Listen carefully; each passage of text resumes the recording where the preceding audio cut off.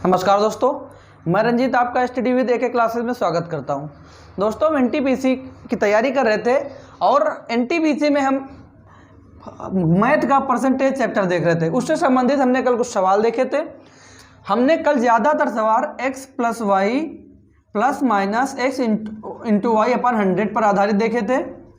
और एक देखा था हमने, यदि प्रतिशत मान बढ़ा या घटा की बात की जाए तो 100 गुणे बढ़ा या घटा प्रतिशत मान अपान में हम क्या कहते हैं 100 माइनस, अगर बढ़े की बात की जाए तो आप प्लस कर देंगे, अगर पूछा जाए कितना बढ़ा है तो आप माइनस कर देंगे, अगर पूछा जाए कितना कम होगा तो आप प्लस कर देंगे। ठीक है, आज हम उसी के आगे कुछ सवाल देखते हैं। आज का हमारा अगला सवाल है, किसी वस्तु को 10% तथा 20% की क्रमागत छूट दी गई है। 10% तथा 20% की क्रमागत छूट दी गई है। उसके बाद हमसे पूछा गया है कि एकमात्र मूल्य वृद्धि किसके समतुल्य है, मतलब ये टोटल कितनी छूट है। ठीक है, ये उसी पे आधारित x plus y plus minus x y अपान 100। पहले 10% की छूट दी गई है प्लस फिर 20% की, जो वृद्धि है तो प्लस होगा, प्लस प्लस 20 गुणे 10/100, ये आपका हो गया 30 प्लस 0 से 0 कट गए, ये आ गया आपका 2। टोटल जो आपकी वृद्धि है 32% की। ठीक है, आपको ये याद रखना, ऐसे सवाल इससे आसानी से हो जाते हैं। ठीक है, हम देखते हैं अपना अगला सवाल। अब किसी वस्तु के मूल्य में पहले 10% की वृद्धि की गई, इसके उपरांत 20% की वृद्धि की गई, अंत में जो बढ़ा हुआ मूल्य है वो है आपका 33 रुपये। पहले 10% की वृद्धि की गई, फिर 20% की वृद्धि की गई, और जो बढ़ा हुआ मूल्य जो अंत में आपका है, बढ़ा मूल्य वो है 33 रुपये। अब हमें करना क्या है, इसका प्रारंभिक मूल्य बताना है। कैसे करेंगे, पहले तुम देखते हैं कितना प्रतिशत टोटल बढ़ा है, तो 10 प्लस 20 प्लस 10 गुणे 20/100, ये आपका कट गया 10 20 30 और 2, टोटल बढ़ा है आपका 32%। अब जो ये आपका 33 दिया हुआ ये बढ़ा हुआ है, टोटल 100 होता है, बढ़ने के बाद हो गया 132। 132% बराबर दिया है आपका 33। हमें प्रारंभिक मूल्य बताना है यानी 100, तो 100% बराबर हो जाएगा आपका 33/132 गुणे 100। 100 से गुणा कर देंगे। अब इसे 11 से काट दे रहे हैं, 12 बार गया और ये गया आपका 3 बार, फिर ये आपका 1 और 4 से काट दिया, बचा 25। आपका जो प्रारंभिक मूल्य था बढ़ने से पहले वो आ गया आपका 25, जो बढ़ने के बाद अब 33 हो गया। ठीक है, अगला सवाल है, यदि किसी संख्या में 20% की वृद्धि की जाए तथा परिणामी संख्या में पुनः 20% की वृद्धि की जाए तो हमें बताना है कि टोटल कितनी वृद्धि हुई है। पहले आपका 20 बढ़ी है, फिर आपका 20 बढ़ी है, जब दोनों वृद्धि हो रही तो आपका प्लस हो जाएगा 20 गुणे 20/100, ये 0 0 कट गया, 20 20 आपका हो गया 40 प्लस 2 गुणे 2 4, यानी जो आपकी टोटल वृद्धि है 44% है। हमारा अगला सवाल है कि जोसेफ की आय में 10% की कमी कर दी गई है।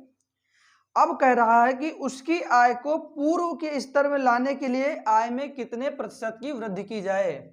यानी कहा जा रहा है कि पहले उसकी आय जो टोटल थी उसमें 10% की कमी कर दी गई है। अब कह रहा है कि पुनः वही आय लाने के लिए जो पहले थी कितनी बढ़ोतरी कर दी जाए कि पहले वाली आय हो जाए। तो इसको कैसे लगाएंगे, इसको करेंगे 10 100 गुणे 10 अब पूछ रहा है कितनी वृद्धि कर दी जाए। जब वृद्धि की बात की जाएगी तो हमने पहले आपको बताया है कि 100 से उसे माइनस कर देंगे। जब पूछा जाए कितनी कमी करना होगा तो आपको उसे प्लस कर देंगे। तो ये आपका हो जाएगा 100 माइनस 10, 100 गुणे 10 बटे 90, 0 0 कट गया, आपका आ गया 100 बटे 9, जिसे सॉल्व किया आपका आ गया 11 सही 1/9% की। इतनी वृद्धि कर दी जाए तो उसकी आय जो प्रारंभिक आय थी उसके बराबर हो जाएगी। हमारा अगला सवाल है, एक कोई संख्या है जिसमें 600 का 75% का 2/3 घटाने पर जो हमें संख्या मिल रही है 320, तो हमें मूल संख्या बताना है। वो संख्या कौन सी है? मान लिया वो संख्या आपकी हो गई x से घटाना है हमें 600 का 75%, 75% मतलब 3/4, 75/100, 3, ये आपका 4, 3/4 आ गया, का 2/3 घटाने पर हमें प्राप्त होता है 320। अब इसे सॉल्व कर लेंगे। ये होगा आपका x माइनस 4 एकम 4, 20 और ये ठीक, और 3 से 3 कट गया, 3 से 3 कट गया, ये आपका आ गया 15 दूना 30 यानी 300 बराबर 320। ये इधर माइनस का इधर गया प्लस, x बराबर आ गया 620, यानी जो आपकी मूल संख्या थी वो है 620। हमारा अगला सवाल है कि फलों के मूल्य में 30% की कमी करने पर उसकी बिक्री 40% अधिक हो जाती है। इससे विक्रय मूल्य पर क्या प्रभाव पड़ेगा? मतलब इसका कहने का है कि फलों का मूल्य जो है 30% कम कर दिया गया, जिससे उसकी जो बिक्री है 40% बढ़ गई। अब हमसे पूछा जा रहा है कि इससे बिक्री पर क्या प्रभाव पड़ा। 30% कम किया गया और बिक्री 40% बढ़ गई, प्लस माइनस माइनस 40 गुणे 30/100, ये -30 + 40, ये आ गया आपका प्लस का 10, माइनस ये दोनों कट गए, ये आ गया 4 × 12, आया -2। जब -2% की कमी होगी, जब आपका उत्तर माइनस में आए इसका मतलब घट रहा है, जब प्लस में आए तो इसका मतलब लाभ हो रहा है। हमारा अगला सवाल है, चीनी के मूल्य में 10% की कमी करने पर कोई गृहिणी 1116 रुपए में 6.2 किलोग्राम चीनी अधिक खरीद सकती है। चीनी का घटा हुआ मूल्य हमें प्रति किलोग्राम में बताना है। हमसे कहा गया है कि चीनी के मूल्य में 10% की कमी कर दी गई है। उसके बाद कोई गृहिणी है जो 1192 यानी 1116 रुपए में 6.2 किलोग्राम चीनी अधिक खरीद सकती है। ठीक है, इसे देखते हैं। इसके लिए एक फॉर्मूला है, प्रतिशत मान बटे 100 गुणे रुपए बटे वस्तु। कहने का मतलब ये है, जो आपका बढ़ा घटा प्रतिशत मान है वो बटे का 100, जो आपका अमाउंट दिया गया है, जो पैसे रुपए दिए गए हैं वो, और जो आपका वस्तु है, जो सामान है, तो कितना प्रतिशत मान दिया है? 10 बटे का 100 गुणे 1116 रुपए की बात की गई है, और चीनी कितनी है? 6.2 किलोग्राम। अब इसे सॉल्व कर लेंगे। ये 0 कट गया, यहां दशमलव हटाएं, 0 बढ़ गया, ये कट गया। अब आपको इसे 2 से काट देना है। 2 × 3 = 6, 2 × 1 = 2, 2 × 5 = 10, 2 × 5 = 10, 2 × 8 = 16। आपका जो आया 558/31। अब इसे सॉल्व करते हैं। 31 × 1 = 31, 31 × 1 = 31, आपका ये जाएगा 18 बार, 31 8 248। ठीक है, यानी आपका जो घटा हुआ मूल्य आ गया है 18 रुपए पर kg। चीनी का मूल्य। अगला सवाल है, खाद्य तेलों में 25% की वृद्धि होने पर एक गृहिणी को अपनी तेल की खपत कितने प्रतिशत कम कर देनी चाहिए ताकि उसके खर्च में कोई प्रभाव ना हो। यानी जो तेल का रेट है 25% से बढ़ गया है, अब उसे कितना तेल कम यूज करना चाहिए ताकि उसका खर्चा जो है ना बढ़े, जितने अमाउंट वो पहले खर्चा करे थे उतना ही रहे। तो बताया मैंने प्रतिशत गुणे 100, जितना प्रतिशत दिया गया है। जब कमी की बात आएगी तो हम नीचे क्या कर देंगे, प्लस 100 प्लस 25, 25 गुणे 100 बटे 125, 25 एकम 25, 25 पंचे, और ये आपका आ गया 20। यानी उसे 20% की कमी अपने तेल की खपत में करनी होगी, इससे उसका खर्चा पहले जैसा ही रहेगा।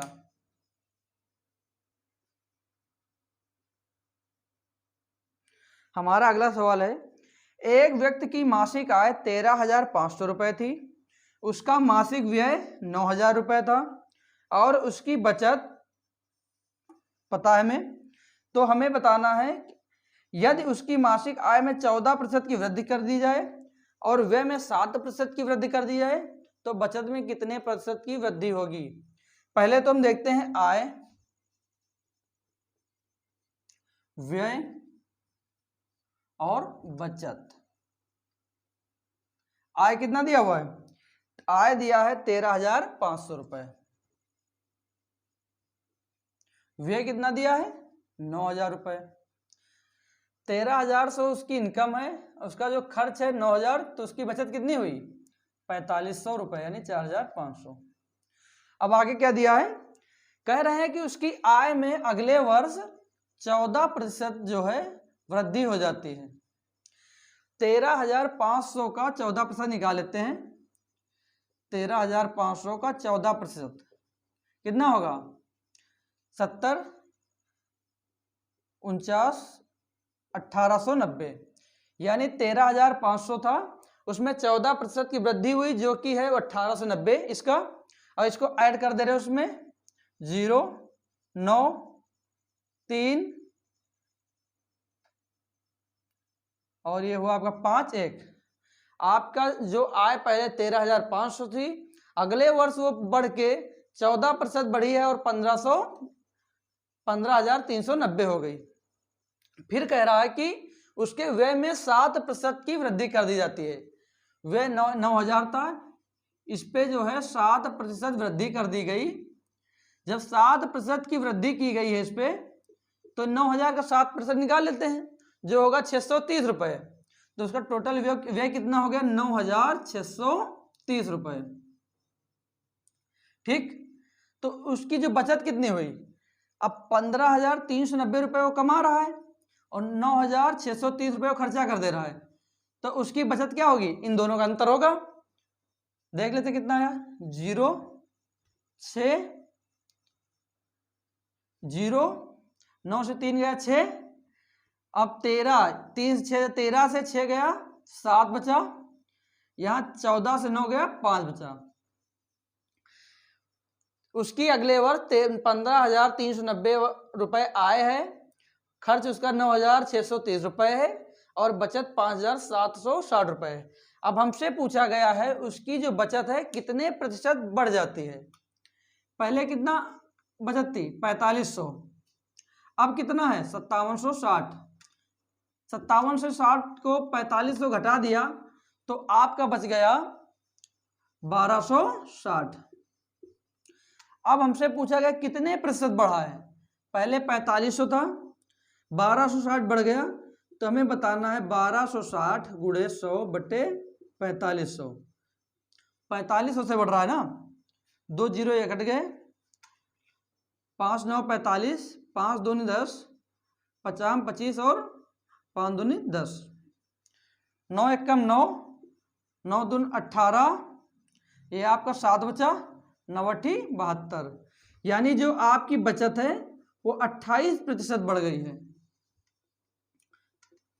आय थी 13,500, व्यय था 9,000, बचत उसकी थी तब 4,500। अगले वर्ष उसकी आय जो है 14% बढ़ गई, यानी उसकी आय अब हो गई 15,390 और उसका व्यय 7% बढ़ गया, यानी उसका खर्चा जो हो गया 9,630 और फिर उसकी बचत कितनी हो गई 5,760। पहले उसकी बचत 4,500 थी, अब 5,760 है। इन दोनों का अंतर आया 1,260। कितना बढ़ गई 4,500 का, देख लिया, आ गया आपका उत्तर 28%। ठीक है। हमारा अगला सवाल है कि 50 किलोग्राम शीशे व टिन के मिश्रण में 60% शीशा है। हमारा टोटल जो मिक्सचर है शीशा और टिन का एक मिक्सचर है जिसके जो टोटल है 50 किलोग्राम। अब कह रहा है कि इसमें 60% शीशा है। 50 का 60% निकाल लिया तो शीशा आ गया आपका 30 किलो। 50 × 60/100, 5 का 30। और जो बाकी बचा टिन आपका आ गया 20 किलो।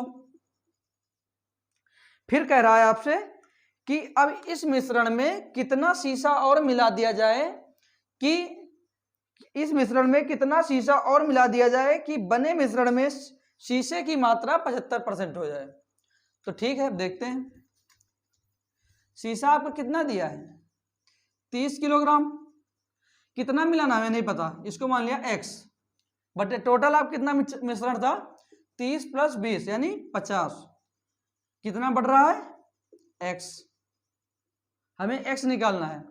अब हमसे कह रहा है कि ये बढ़कर 75% हो जाए। 75% मतलब 3/4। 75% मतलब का आ गया इसका जो 3/4 आ गया। अब इसे क्रॉस मल्टीप्लाई कर दिया, ये आ गया 120 + 4x बराबर 150 + 3x। ये इधर गया, ये इधर आया, तो ये इधर गया घट गया, वो इधर आया इधर घट गया। x बराबर आ गया आपका 30 kg। यानी अगर हम मिश्रण में 30 किलोग्राम और शीशा मिला दें तो इसमें शीशे की मात्रा 75% हो जाएगी टोटल मिश्रण का। ठीक है। हमें दिया गया है कि 300 ग्राम चीनी के घोल में 40% चीनी है। अब हमसे कहा जा रहा है कि इसमें कितने ग्राम चीनी और मिला दी जाए कि इस मिक्सचर में पूरे घोल में चीनी की मात्रा 50% हो जाए। टोटल मिक्सचर आपका कितना दिया है 300 ग्राम। अब हमसे आगे कहा गया इसमें जो 300 ग्राम में 40% जो है चीनी है। 300 ग्राम का 40 निकाल दिया आपका, आ गया 120 ग्राम। अब 120 ग्राम आपकी चीनी हो गई टोटल। 120 ग्राम आपकी हो गई चीनी। तो बाकी जो बचा हुआ है, बाकी क्या दिया है चीनी घोल यानी पानी, वाटर। पानी हो गया आपका 180 ग्राम। अब हमसे कहा गया है कि इसमें कितनी चीनी और ऐड कर दी जाए कि आपका जो टोटल मिश्रण है उसमें चीनी की मात्रा 50% हो जाए। तो 120 कितना ऐड करना है, x मान लेते हैं। टोटल मिश्रण कितना था 300 प्लस x। अब हमसे कहा गया 50% मतलब 1/2। सॉल्व किया इसको, 240 + 2x बराबर 300 + x। ये इधर आया, ये इधर गया, x बराबर आ गया आपका 60 ग्राम। यानी अगर हम इसमें 60 ग्राम चीनी और मिला दें तो संपूर्ण मिश्रण में चीनी की मात्रा 50% हो जाएगी।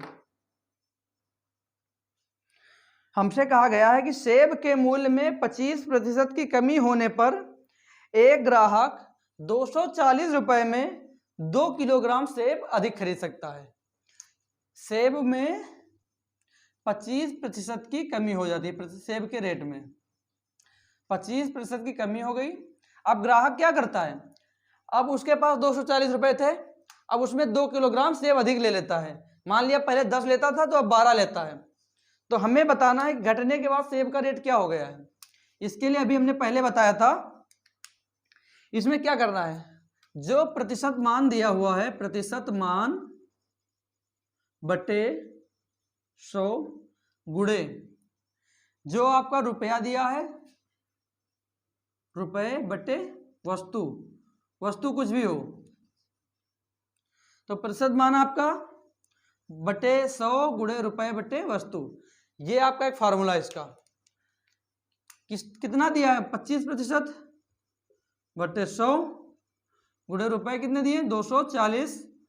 कितने किलो सेब ज्यादा लेता है 2, ये एक बार गया 4 बार गया 6 बार गया 30, यानी जो सेब का घटा हुआ मूल्य आ गया है वो है अब 30 रुपए पर केजी। ये आपको याद रखना है, प्रतिशत मान बटे 100 गुणे रुपए बटे वस्तु। इससे जो इस तरह के जितने सवाल हैं इसी फार्मूले से आसानी से हो जाएंगे। दोस्तों अब इसके जो आगे के सवाल है हम अगली वीडियो में देखेंगे। तब तक के लिए धन्यवाद। आप इस चैनल को सब्सक्राइब कीजिए ताकि आप इससे संबंधित एनटीपीसी के बाकी जो वीडियोज है सब देख पाएं। धन्यवाद।